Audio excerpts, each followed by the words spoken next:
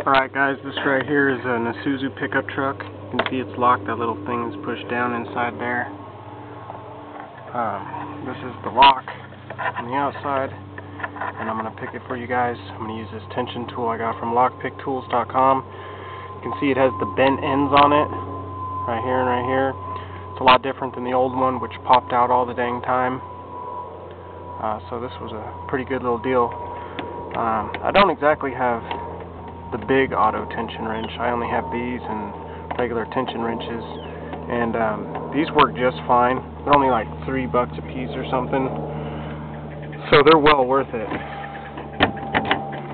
So I'm going to stick in the pick like so, give it a little bit of turning pressure on my tension wrench.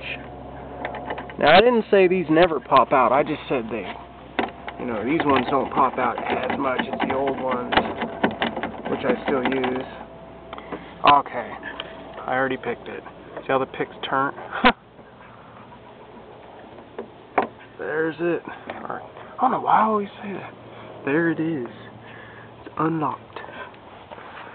So, we take this, straighten it back. Don't try to pull your pick out really, because it's just like the key. When the lock is turned, it's binding up and everything against the wafers and everything else. Watch out, Trig. That's my dog, Trigger.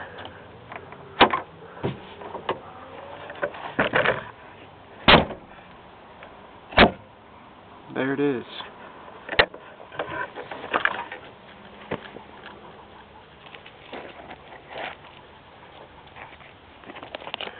I'm going to show you guys the front of this truck real quick.